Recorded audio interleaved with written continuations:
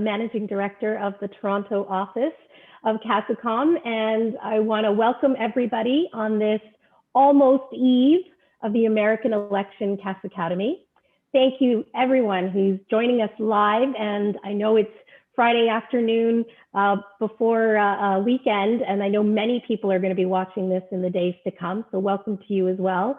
Today we have a global audience for this CASACADEMY. We've got our valued clients and our special guests across Canada and the US, and also extending a very warm welcome to our many WorldCom PR partners who are joining us across multiple time zones. So thank you for that.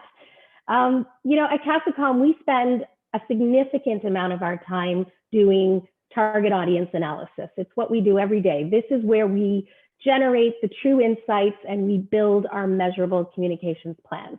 So it is with that keen interest that we are, so excited to welcome back Erin Kelly to talk about demographics and psychographics about this upcoming election.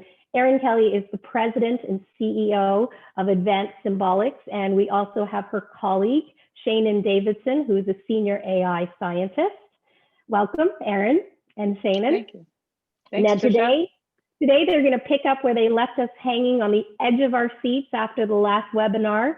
Last time we were together, they gave us, a bit of a Biden leaning, but today they're going to update us on Polly's latest AI predictions around the US election.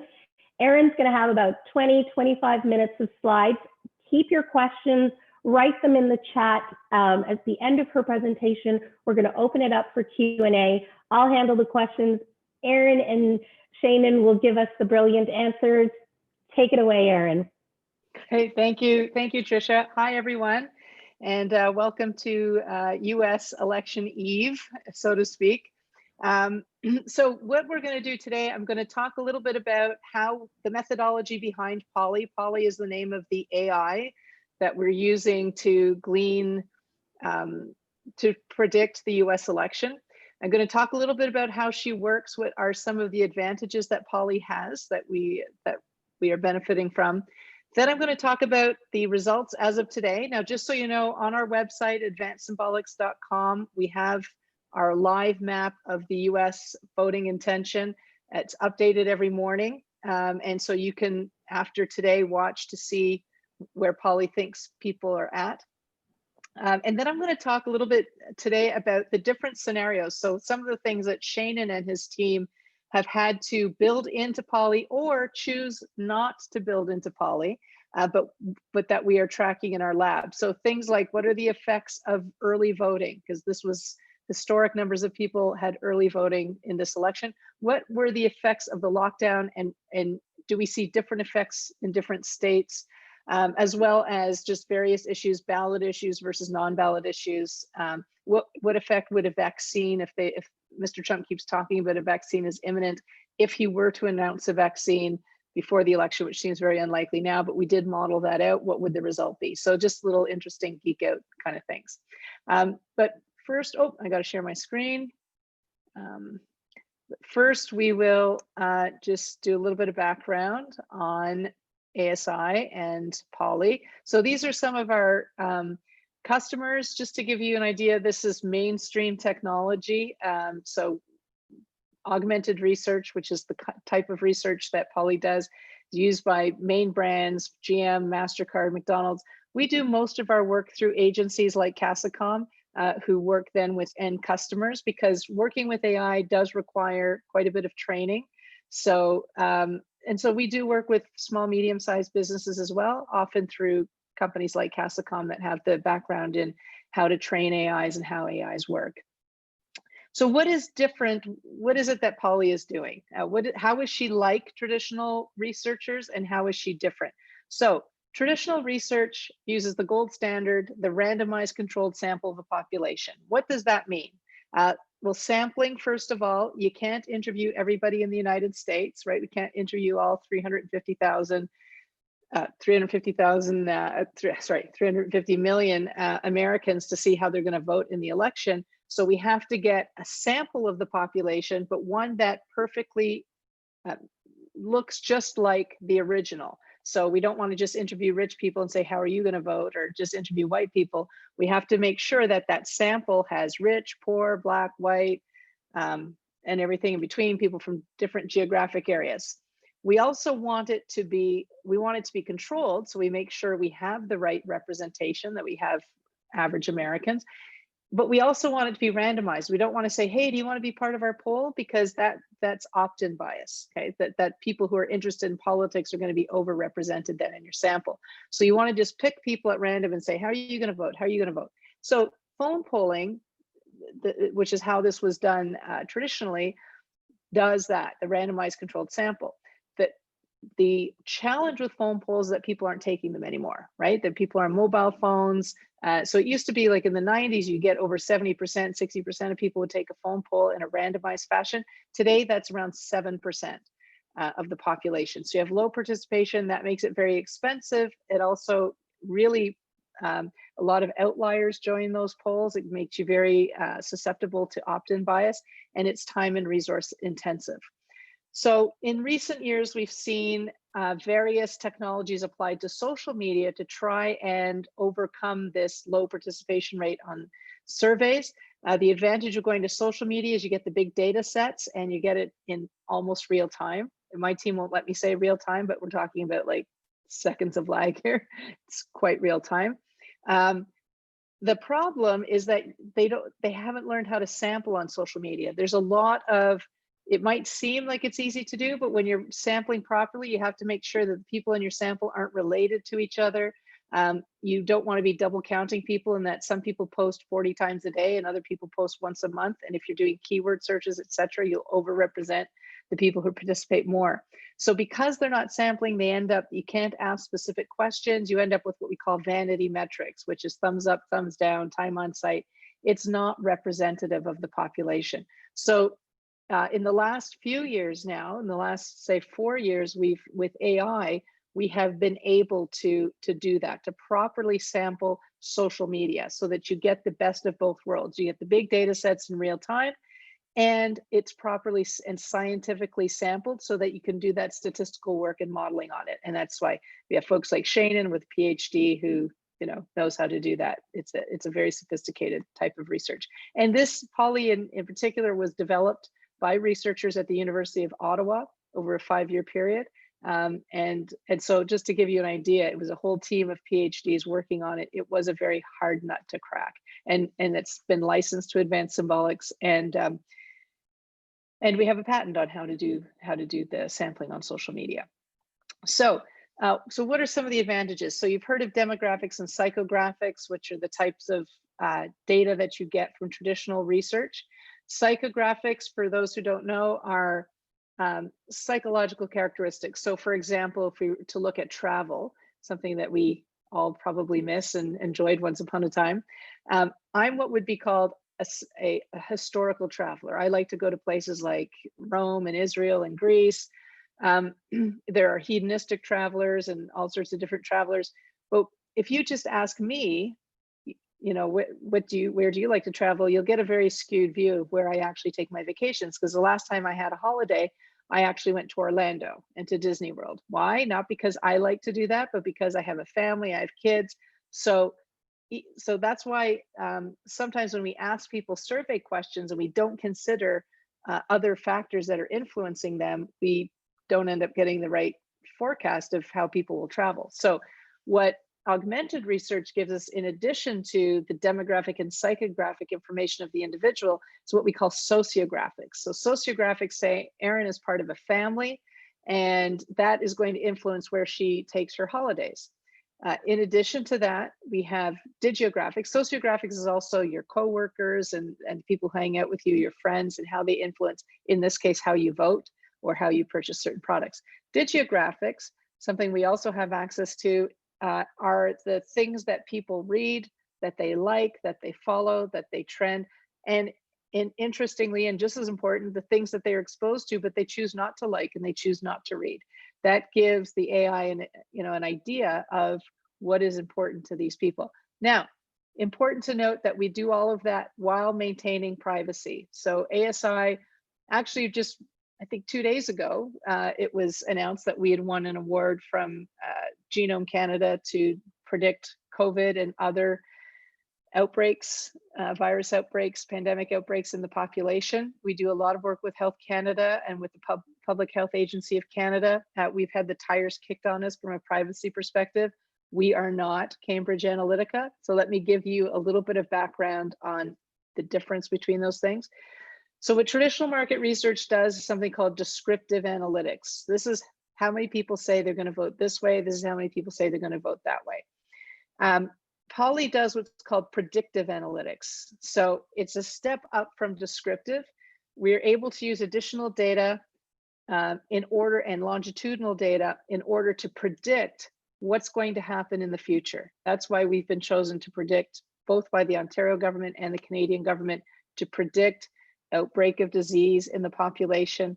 And in this case, we're predicting the outcome of the election. It's important to understand we're not trying to change how people vote.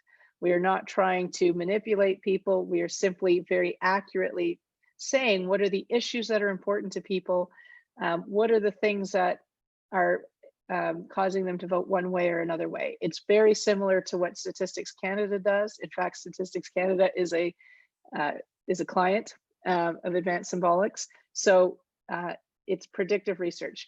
That is different from prescriptive analytics, which is when you are actually trying to change people's minds. Mostly prescriptive analytics is used to create behavior change and pro-social behavior change. It's very difficult to get people to do things they don't want to do. You're not going to get a peacenik to become a murderer just because you give them certain messages. I know that people think that that's how it happens, but it's not. Prescriptive analytics is used for things like how to communicate to the population that mask wearing really does work. It's not a QAnon conspiracy. Okay, it's good health. How do we communicate that so people will understand? That is by and large the science behind prescriptive analytics. What Cambridge Analytica did was very much a privacy breach. They were trying to do prescriptive analytics. I think it's been proven quite effectively that they were not successful at doing that. They were not using a scientific methodology. It was basically junk science, but it was definitely a violation of privacy. And so it was right for them to be pilloried for what they did. But just to be very clear, we are simply measuring how people feel, and we don't collect any names. It's the same population level research that StatsCan uses. We use k-anonymity, we use differential privacy, which is even more stringent than what they use at StatsCan. So randomized controlled sampling without the bias. That's one of the biggest advantages of poly, is you remove that bias that comes from people opting in from question. The way surveys tailor questions will impact how people answer. And we see often this is used in a very manipulative way, often in studies where somebody commissions a study and they want a certain outcome. And so questions are tailored to get that outcome. We don't have that because we don't ask any questions. So the advantage that we have is huge sample sizes. So our sample for the American election is just under 300,000 Americans. So compare that to your average survey, which has 1,500 people that they're interviewing. Obviously, the larger the sample size, the more inclusive and the bigger representation you get from those underserved populations. Also very important is our studies are longitudinal. So we're keeping the same sample through the year. So we see how that population, again, we don't know their names, we don't collect names. Polly's just looking at demographics, psychographics, but she can see how the trend lines change depending on what's in the news, what the issues are, what's said in the debates. We actually watch the debates with Polly and we see where people react and where they don't react. And you see some very surprising results to that, which we'll go through. We're able to not only look at conversion, you know, how many people are going to vote this way, but attribution. Attribution is a type of science in public opinion research that tells us why people feel this way. So what effect is the Supreme Court being packed having on people's voting intention? What effect does Kamala Harris's VP, what effect is that having on people's voting intention? Are these ballot issues? Like, we see often that topics will have a lot of people talking about it, but it's actually not affecting their vote. So Polly can actually tell all those differences, which is something very unique to an AI.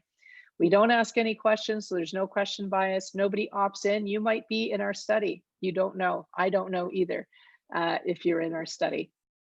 There's no self-reporting bias. So, you know, in surveys where they say, do you make $150,000 a year? Yes or no? People lie 50% of the time when you ask that question. They have to ask it to try and make sure that their sample is representative. But people often lie, so you get that kind of bias. And we don't have methodology bias. We don't have to wait and make up for all the groups that are missing in our sample, because the sample is big and we can test to make sure that it's representative. And it's done in near real time. So you're getting up to the minute. This is especially important in politics, where candidates often save the most scandalous things for the week before the election, to be able to catch that data and that effect in real time as we get close to election day. We are well represented in the media. We were the official pollster for CTV for the federal election last time. We were the official pollster for TV Ontario. TV Ontario has actually done a whole documentary on Polly, which is now sold in France and Germany and Britain. So we've had the tires kicked on us quite well. I won't talk, the documentary is called Margin of Error, and this is a clip from it, but you can go and watch that on your own time if you like. It's online. Polly has called over 20 elections and referendums since she went commercial in 2016. And she's never been wrong in getting those. Most recently, she did the BC federal election. And of course, now she's doing the US federal election. So that's a little brief introduction into Polly. And now we'll get to the meat. What is happening in the United States? Okay, well, as of this morning, still a Biden victory, and Trump is coming down now. We have this past week, if you've been going to Advanced Symbolics, you'll see that Trump had been climbing, throughout the week, but now he's coming back down. I guess people are, as we get close, this is normal. As we get closer to election day, people start having doubts and worries and all that kind of stuff. So as we get closer, you see the conversation ramping up as we get closer to election day. So we were seeing, support go up for Mr. Trump. He actually came within incredible. It was at some point this week we actually thought he had a shot at the White House.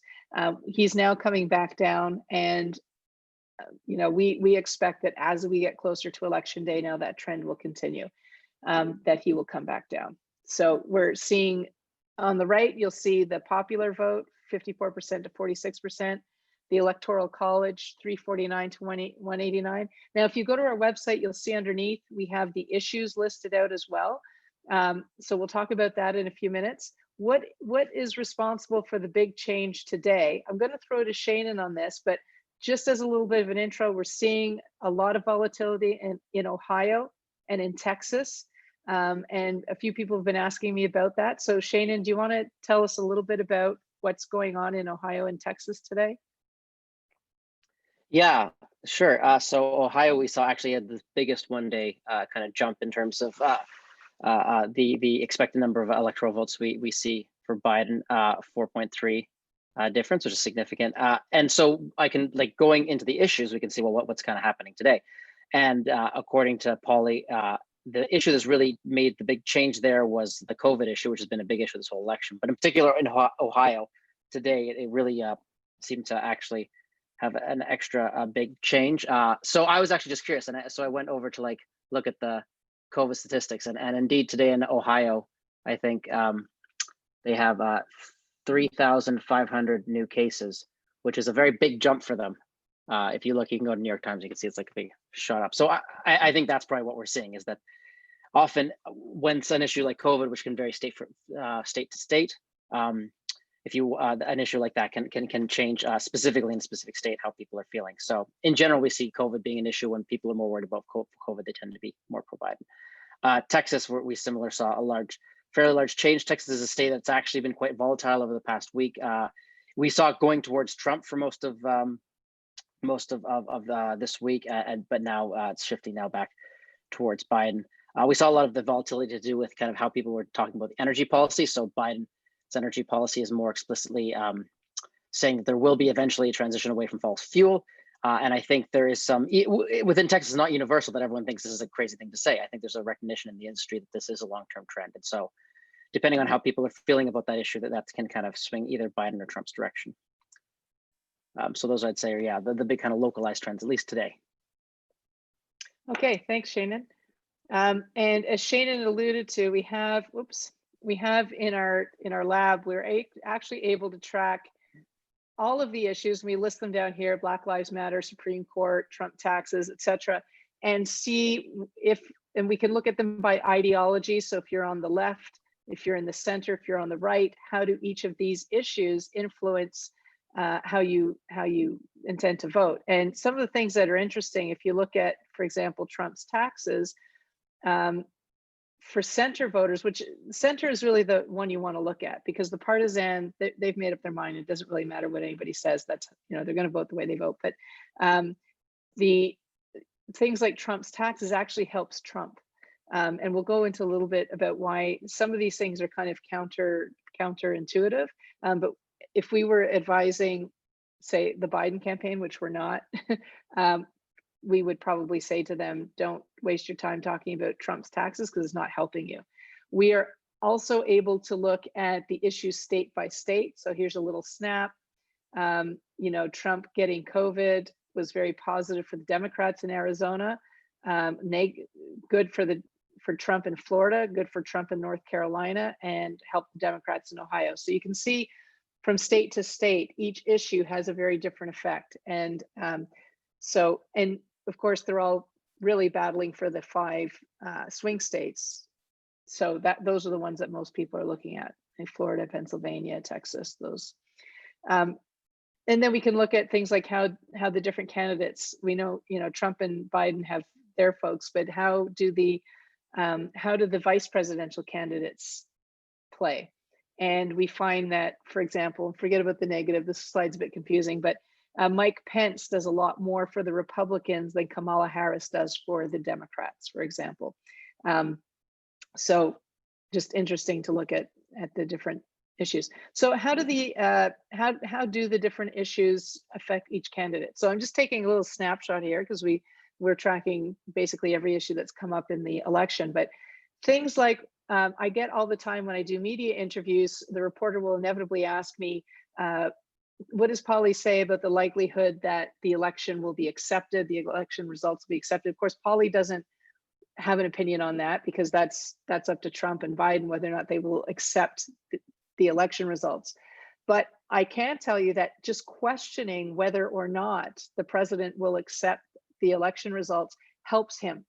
So whenever he says whenever anybody says the Russians are interfering, or I'm not going to accept the results of the election, or going to throw out 1 million ballots, while the media loves to talk about that, every time they do, they help Mr. Trump. Why is that? Because as you probably know, voter apathy is a big problem now. It's not as big a problem in this election. We're anticipating high turnout rates, but there is always that apathetic voter. And if they have a reason not to show up, well, the election results aren't going to be accepted anyway. Well, it's all fixed. Why should I bother? They're just going to throw out my ballot. Then that encourages them to stay home. And Polly said those people, if they had shown up, would be likely to vote for Mr. Biden. So just questioning the integrity of the election, while people might think that makes Trump look bad, and it probably does, it encourages Democrats to stay home and not vote. Black Lives Matter, we see that going back and forth. For the most part, that helps Mr. Biden because the population, including white people, want to see change in terms of diversity and racial peace, if it were. And he's seen as a much better candidate to facilitate that. However, when we get riots and things like that, it mobilizes the people on the center right who feel that this becomes a crime issue and that Trump is better able to clamp down on rioting and things like that. So, but for the most part, that helps Biden. Energy, as Shannon mentioned, is helping Biden. If you watch the second debate, you might remember President Trump when Biden said that he would favor a clean energy policy, and Trump looking into the camera and said, remember that Pennsylvania, remember that Texas on voting day. We see even in Pennsylvania and Texas, while the conversation has gone back and forth, it is still leaning toward they accept that the future is in clean energy, and that they need a president who is going to steer the country in that direction. So it didn't have the effect that Trump had hoped for. Questioning Trump's taxes, that just bores people. So again, it's just wasted time, because what people really care about is COVID, lockdown, my job, healthcare, that kind of thing. They don't care about Trump's taxes. So spending time on that, Polly says, is time away from issues that really matter to people, and it causes people to go more Trump, because he's always talking about COVID and the vaccines coming, and that's what people want to hear. The Pence team getting COVID actually was helping the Republicans for a bit, in the same way that when Trump himself got COVID, his numbers went up by 20 votes.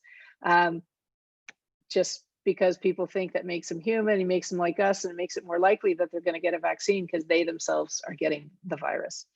And Sleepy Joe was working as a moniker for Joe Biden. We saw big memes about people wondering if Biden was going senile and things like that. The two debates were therefore really important for Biden, because he gave him an opportunity to show that he was on the ball, and he did well, and that seemed to quell that moniker. So this statistic is out of date, that Trump will win at 14%. It came down today. So, but we'll talk about that in some of the other issues.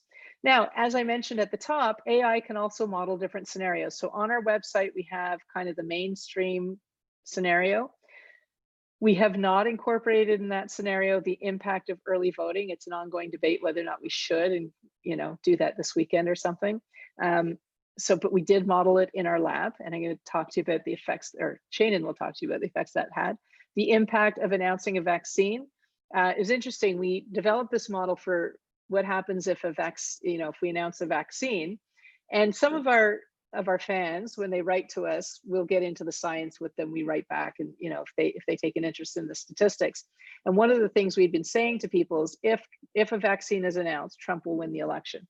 So last week we had some Trump fans write to us and say, oh, because Oxford University said that they'd had great success with the vaccines that they had, and they'd licensed a pharmaceutical, I forget which one, to roll out a vaccine. So we had the Trump supporters saying, okay, does that mean Trump's going to win? So we ran that through our impact of vaccine model, and it actually said no, because the vaccine came out of Britain, and Americans want the vaccine to come out of the United States. So it wasn't enough. So it needs to be an American vaccine announced before the election with FDA approval. Okay, so we'll go through that.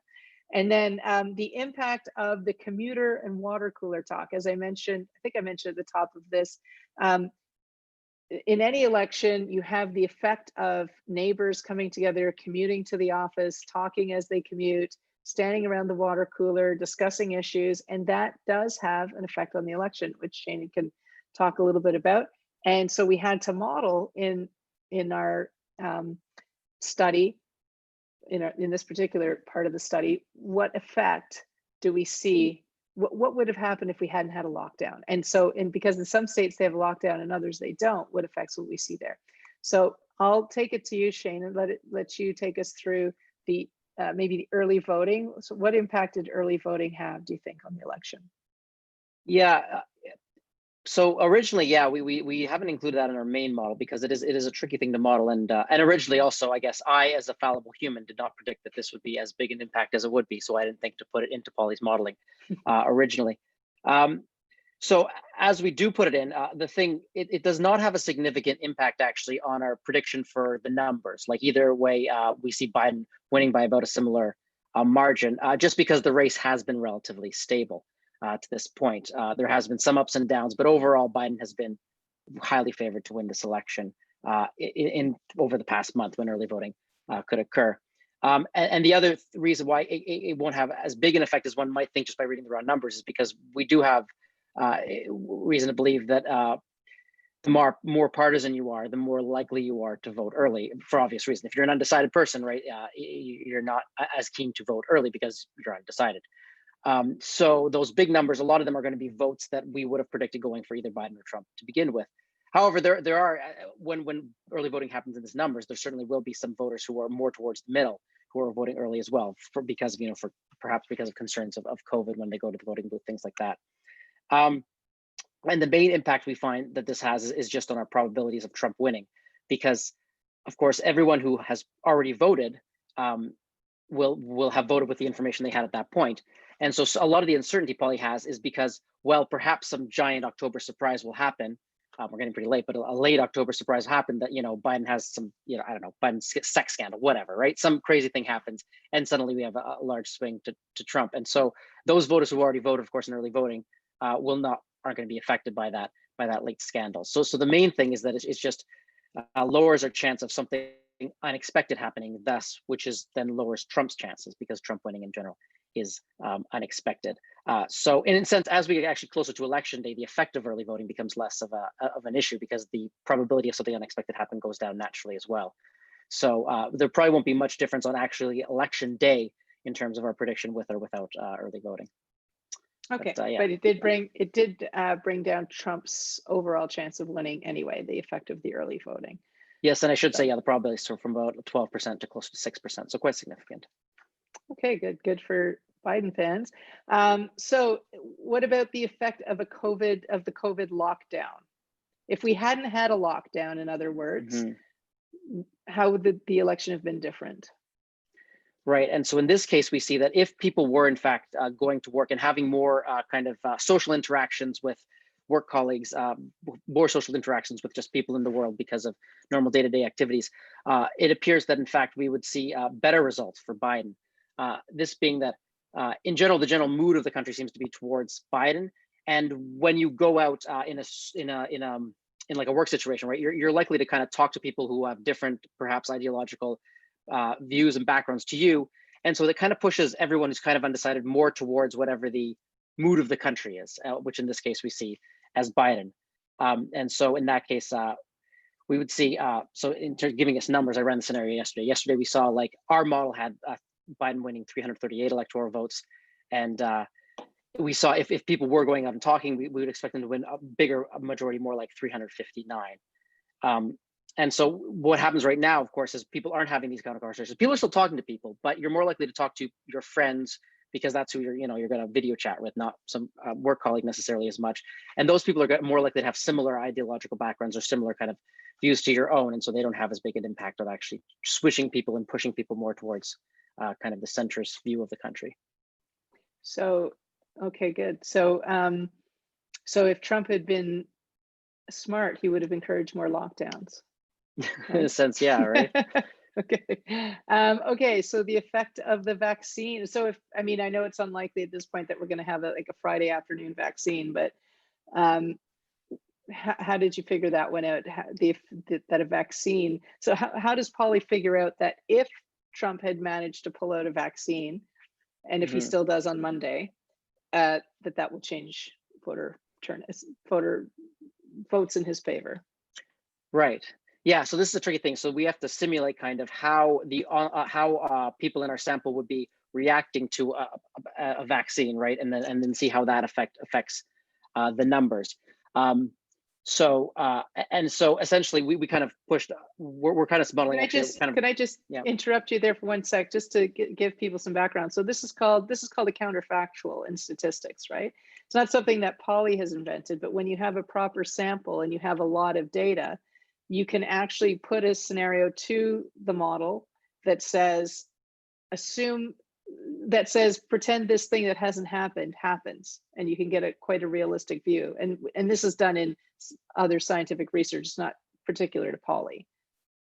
Right. Yeah, no, indeed, this is kind of traditional method in a certain sense, but yeah. And so what we see is that if we model the kind of a huge impact of a vaccine that is actually announced, that's FDA approved, we see that actually helping Trump quite a bit. In general, like at the moment, vaccine talks generally helps Trump a little bit, right? Whenever there's a positive news story about vaccine, that helps Trump a little bit. And we see if something so monumental a news story as it actually coming out and people and it being FDA approved, we see that being a sufficient amount of kind of positive view for Trump's favor to actually allow him to win the election. In fact, when we run it through the model, we see that he wins on average about 304 electoral votes, which is actually the exact same number of electoral votes he got in the 2016 election. So this could be kind of the, I guess, spoiler late election issue that kind of brings him to a similar victory as in 2016. So it's like the future of this election is in the hands of the CEO of Pfizer, essentially. If he has a vaccine, and I guess the question is, if he's a Democrat, does he hang on to it until November 4th?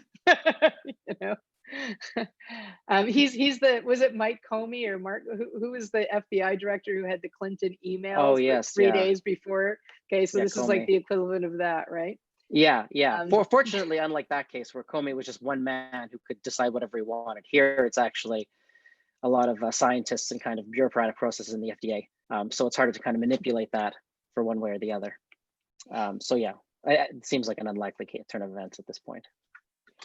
Cool. So if you want to follow it up to the minute, we're on Twitter at PollyASI. We're also on Facebook and LinkedIn. And you can follow on the website because the weekend is coming, and we do find that, you know, usually when you have the weekend, people get together and they talk. And of course, now people aren't getting together. So not sure this will be a typical weekend, but typically people talk, and that's where you get a lot of last minute decisions are made in the weekend following up an election. So do check back on Monday, and I have to correct this slide. It's very annoying. Oop. So yeah, so there you have it. And now we'll be open for questions, I guess. Opening up for questions. Erin, I think you and Shannon did such a great job of answering people's questions that as they were typing them, they stopped. But I do have a couple here. What does Polly think about the gap between voter intention and voter suppression? Voters being refused for lack of proper ID or some other reason on the day.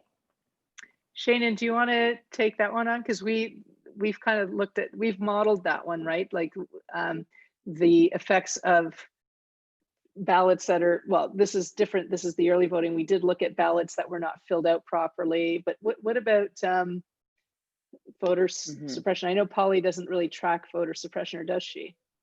Well, she can't track necessarily the laws as they change in every state. So that part of the difficulty here, of course, is that it's kind of in every state there can be different laws, and the laws can change as they recently had, right? I believe the Supreme Court just ruled on rules about which ballots can go at which times, things like that. And Polly unfortunately can't track the mail to see, you know, how many ballots are at what point in the mail. We have not seen a lot of evidence for people actually complaining about difficulty in filling out their ballots. I know there's been some news stories about that, but when we look at actually our sample, no one seems to be flagging it themselves, saying like, oh, I couldn't figure out how to fill out my ballot, I'm having difficulty.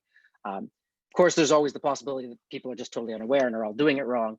But we imagine that if there was a big effect of this, we would hear some people complaining about the difficulty of filling it out. So we're not particularly concerned. Police are not particularly worried about this issue, about at least the complex ballots side of this issue at the moment. In terms of just in general voter suppression rate, so Polly trains on previous elections. So to the extent that there is consistency amongst the relationship between what people's true opinions are and the impact that actually various voter suppressions or whatever the mechanism with which people vote with, right? That's going to be reflected in the difference between popular opinion and the actual voting results. And that's something that Polly can see and correct for, because she is aware of, right, how those things were different, how public opinion may have been different than the actual end voting count at the end of the day in the past. Yeah, so it's something we'll be able to assess after the election, in other words. There's another question here, which I think I know the answer to, but I'll say it. So someone said they missed at the beginning how many elections Polly has correctly predicted. And I think the answer is 20. Is that accurate? Yeah, it's actually over 20. So and that's keeping referendums and elections, and that's provincial and international, and yeah. But I think what I took away is that Polly's not yet been wrong. No. Like hearing that. Okay, let's see. There's a significant, oh, where did it go? There's a significant, they're moving because people are asking questions. There's significant concern about post-election violence in the US. Does Polly have any predictions related to post-election behavior? Have we tracked that, Shannon? Or are we tracking that? No, yeah, no, to be honest, that's actually a really good idea. We haven't looked at that. We've been kind of trying to focus on what is actually going to happen in the election and not necessarily the post-election calamities that could happen afterwards, because those are a bit more chaotic and hard to predict, because a small number of people obviously can have a huge impact, right, on those kinds of things, right? So you don't need a lot of people to act violently to make it an important issue for the nation. And of course, the smaller the number of people we're trying to predict, the more uncertainty there always is in our predictions. And don't forget, if we were to say that there's going to be a lot of violence, that actually would alter people's voting. It would encourage people to vote Trump, because people who worry about violence and all that kind of stuff think that he is going to be tougher on crime. So, and I think to some extent Trump knows that, because the more you talk about there's going to be violence, there's going to be this, there's going to be that, it actually helps skew the election toward him. Okay, let's see. Based on Trump versus Biden's rallies throughout the US and based on the 2016 election, there's likely a silent Trump vote. How does Polly incorporate this into the modeling? Yeah, that's interesting. And I'll start off, and then maybe Shane, if you want to add something. That's one of the advantages of doing the, doing this type of analysis, is that often if you have a phone poll or you ask somebody, are you going to vote? And we saw this very clearly in the 2016 election. People either say they're undecided or they're going to vote Clinton because they don't want to admit to a person that they're going to vote a certain way, or they don't want it to be seen in a tracked way. We're able to look at the subtle things that people do. So, a person who typically likes something that their friend posts, and then whenever they post about Trump, they don't like it, or that they tend to like these things, or they open up stories about these certain things, that all gives us indication, or that just that they talk or they argue more for a certain case, or they feel a certain way about issues that we know in that state tend to be toward Trump supporters, leans us in the probability. Now, in some cases we'll be wrong. We'll say this person really likes Amy Coney Barrett, and that makes us think that they're a Trump supporter, but hey, it turns out they're voting for Joe Biden. But for every one of those, there'll be the person who says, yay, Amy Coney Barrett, maybe because she's a woman or something, but that doesn't mean they're going to vote Trump. And so we will have been wrong there, right? So it tends to work out. That's the cool thing about it, for, in the cases where we're wrong. And yet the trend line is where she's accurate. So, but as I said, we're able to get those little nuanced details because of the way the model works.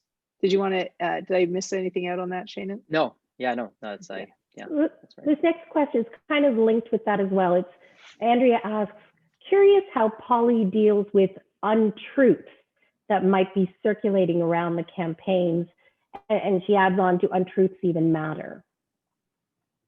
Yeah, that's really interesting. So sort of like, and deciding when something is an untruth, right? So for example, the Hunter Biden hard drive from hell thing that Rudy Giuliani came out with. What was really interesting about that, so normally when, fake news, or what we call manufactured news, we don't like to call it fake news because that's branded with a certain candidate. When that comes into the network, the way we distinguish whether it seems to be mainstream or not is, you saw in one of the slides I had, we had center, right, left. Mainstream news will circulate the same way among those three groups, right? Credible, normal news. So the people in the center, if you have a QAnon conspiracy or something like that, you'd expect a network, like we'll keep networks going there, like alt.right, they're a little bit fringy, because you'll see things like conspiracy theories and everything will circulate more quickly in those fringe groups than they do in the normal group, because average people don't believe in those conspiracies. With the Hunter Biden hard drive scandal, if you will, what was interesting there is Facebook and Twitter cut it off before we got to see how it circulated differently in different groups. So whether or not people actually saw it as credible. Usually we find, well, scandals are different in Canada from the US. But in this case, the scandal actually became that Facebook and Twitter cut off discussion about it, as opposed to whether the hard drive was true or not. We're not seeing that the scandals are having a big effect here, are we, Shannon? Like, the issues that are having an effect are the mainstream issues, like energy, Black Lives Matter, COVID, the economy. That's what is affecting. Even the Supreme Court, we're finding, even though lots of people are talking about it, it's not affecting how they vote, interestingly enough. So scandals are even less impactful. We're not seeing too many scandals here that are affecting the election. So I have a specific demographic question. Does Polly understand trends from specific demographics like the Hispanic vote? Yes, now I don't know that, we're not tracking race in this election, but yes, she is able to. When we do market research, we're able to break down age, gender, race, income, education. We're able to we've done samples with particular demographic groups, LGBTQ communities, that sort of thing. So, and that's one of the advantages of Polly, is that she can get to that hard to reach demographic. That, you can imagine when participation rates are so low, if you're trying to then put together a sample of LGBTQ or alternate genders or what have you, it's a lot harder. Like we've done sampling on things like when fluoroquinolones are recalled in drugs, do people get the recall and change their behavior? We're able to measure things like that. Okay. So the next couple of questions have to do with other parts of the election. Will Polly have projections for the House and Senate numbers? And what is your take on the impact of the election on Congress? Okay, and I just want to add one more thing to the Hispanic thing. Yes, Polly does speak Spanish. She speaks all the languages. Shannon, we're not tracking the Senate, right? No, yeah, no, we ended up focusing on the presidential, unfortunately, at the detriment of those other exciting elections. And so I'm not sure what the question meant, but the impact on Congress. But what is your take on the impact of the election on the Congress? Well, I think it's going to change. Yeah, it's going to go Democrat. I think that's what we would say. And other than that, I don't know. I'm not. Yeah, just that it's. This is a good one. Is Polly picking up that a trust in the media has further declined in the past few weeks? What do you think, Shannon? Have you noticed that? For the past few weeks, I don't know if we've seen something to that effect. I mean, we've certainly seen long-term trends in those directions, but I haven't seen anything specifically in the past few weeks in that direction. There certainly is. We do see a long-term kind of trends away from mainstream news kind of sources. We can see, obviously, we track kind of when someone posts a link, for example, or an article, right? We kind of see where the sources are, and we do see kind of a movement away from a lot of I guess traditional mainstream media sources and more towards various figures who have strong followings on Facebook and things like that. But that's more something that's been happening over several years.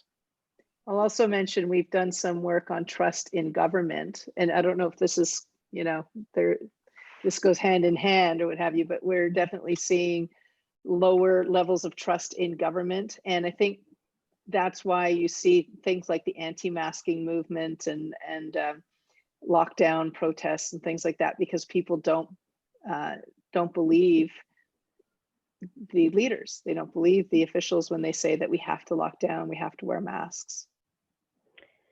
Shane, and this might be a question for you, because you were talking about Texas, and I believe the slide said that Texas is going to go a Biden way.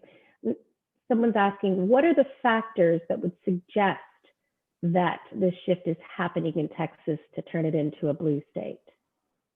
Yeah, I should say we don't know. Basically, what's going on with Texas right now is it's right on the cusp. So I think today we might still have it slightly in Trump's favor, but I think a week ago we had it in Biden's favor. So it's really kind of on the line there.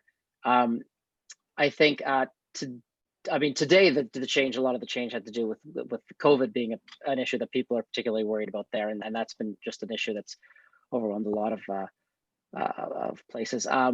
I think over the course of the last week or so, we've also seen, as we were mentioning, like the energy issue, something that's quite important, obviously, to Texas. And I do think that Biden has, for a Democrat at least, has been successful at assuaging people's fears that he's not like an anti-energy Democrat. I think some Democrats sometimes come across as just being against the fossil fuel industry in general. And I think Biden comes across as a bit more of a steady kind of like, still wants to transition to green, but still, believes that there's an important place for fossil fuels and fracking, that kind of thing. So I think his kind of softer environmental and energy side seems to have been particularly effective in Texas in this election.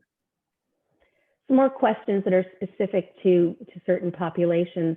Will Trump's subsidies to the farming sector be enough to maintain their loyalty? And similarly, will auto sector workers remain loyal to Trump? I think the farmers are already pretty loyal, aren't they? Yeah, I would say, yeah.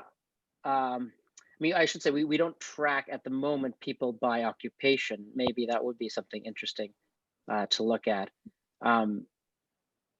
Because obviously a lot of the people who were voting for Trump, which includes some large section of kind of manufacturing workers and stuff, we're seeing drift towards Biden, and you can see that result in some of the Rust Belt states, how they're shifting. Like for example, Pennsylvania, right, is very clearly in Biden's column this election. Yeah, I don't know, farmers. I think it's difficult. I don't know if that's something that I don't have a lot of information on right now. We don't see those issues being very key to that many voting blocks. Are certainly not swaying the general election. So maybe that's just too small an effect for Polly to see at the moment. A lot of people are talking about the transition time after the election, if it doesn't happen to go the Republican way.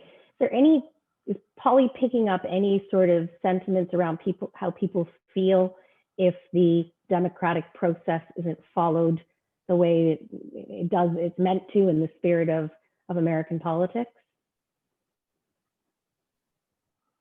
I think my question, by the way. Well, I think in the sense that questioning the integrity of the election causes people to become more apathetic and not vote. That seems to go against the idea that they're going to be rioting in the streets afterwards, but I don't know. I don't think we're tracking that right now, are we, Shannon? Yeah, I would say in terms of the election model, right? It's the more partisan you are, the less it's actually interesting. Polly's interested in you, right? Because we just assume you're going to vote Biden. While these same segments are the ones that are interesting to watch for, like, is crazy things going to happen after the election, right? So it's for people who are either far right or far left, or well, even not necessarily that far left, but just, yeah, more partisans, right, who are going to have these kind of after election factors, and that's something that Polly's just, for the actual winning the election is less important, because we kind of know which way you're going to vote. The only thing that's important for those groups is really understanding their turnout, and our sense is that turnout is generally going to be good across the partisan board. Now, because you're listening to so much social media, do the ever-changing social media rules, Facebook ad rules, fact-checking, all of that, does that impact Polly's predictions? Leave that to you, Shannon. Sure, me to take it. Yeah. So it can. We do have to correct for things. So for example, I think it was 2018, Twitter started the officially having threads. So people were doing a lot of Twitter threads, and that affects how people use Twitter, and so we have to account for that. And more recently, we've referenced recently the Hunter Biden kind of documents, and so Facebook and Twitter pushed down circulation, right, of a news story from the New York Post to deal with that. And so, yeah, those kinds of new rules that Facebook and Twitter takes into account are things we have to take into account, and how Polly understands social media. And that's yeah, we just keep up to keep her up to date with those things, and then tweak her when we have to, so she understands kind of the new equilibrium of how these social networks are functioning. Okay. This next question takes us to the, ever interesting Florida. What are the top, say, 3 issues that you've noticed moving voters' thinking in Florida? Shannon? You know, I don't know. I'm trying to remember now. I know COVID is a huge one in Florida. Yeah. But crime. favors... Remember, crime was. Yeah. I was just trying to remember because we looked at this previously, and we don't have. Yeah. We looked at this once because Florida was active a couple days ago, right? Yeah, I know that, and also Trump got a bit of a rally in Florida when he refused to provide a relief to states that were hardest impacted by COVID. Remember, because Florida felt that, oh yeah, those states had been mismanaged their funds, and also I guess because a lot of Floridians, they're retired, so they don't really need stimulus packages, etc., for the economy. So saving taxes. Okay. So we could put in here like a general plug for our website, which you can actually see. We should say the issues state by state. If you go to our website and hover over the states, they'll show you how the issues are affecting in every single state. If curious. The questions are still coming in fast and furious, but we are out of time. And I wanted to wrap up by asking: is there a time, before November 3rd that Polly's going to commit herself to her outcome? November 3rd at 9 a.m. I don't know. Yeah, I think as I said, I think over the weekend, for sure by Monday. We always like to give it the weekend before, because like I said, people start talking to their friends, and they, it really starts to solidify. But I think we'll find now as we come in toward Monday, it's for sure she's kind of, barring anything big, and it doesn't look like we're going to have anything, it's going to be a Biden win. I think that's what Polly's telling us, right, Shannon? Yeah. What's the percentage chance? What's the probability for Trump right now? Do we know? I wish I had that number in front of me. It's probably somewhere. It's going to be somewhere around between 8 and 10% today. I don't have the number right here. But we do expect that to drop quite significantly over the coming days, as our uncertainty and our prediction kind of lowers as we get close to the election. Okay, so tell us one more time where we can follow you on your website. AdvancedSymbolics.com, and there's a map to the US election. You click learn more. When you go there, then you can mouse over each state, and the results and the issues will dynamically populate. Erin, Shannon, thank you on behalf of Marie-Josée, myself, all of us at CASACOM, everyone who's listened to not just today, but to the last webinar, and everyone who's going to listen to it. This has been absolutely fascinating, and our honor to host you. I'm really excited for you to be right. Mostly because I want to say I was there when Polly predicted this election as well. Thank you so much. And where will you be on election night? In my living room with the family. Where we'll all be. Shannon, where will you be? Yeah, same thing. Yeah, at home, right? It's COVID times. That's where we always are. Yeah. We'll probably get on Zoom with the coworkers so we can watch it together. Yeah, it's a great idea. Zoom Thank party. you again. Have a wonderful afternoon. Happy Halloween, everybody. Thank you for everyone for joining us.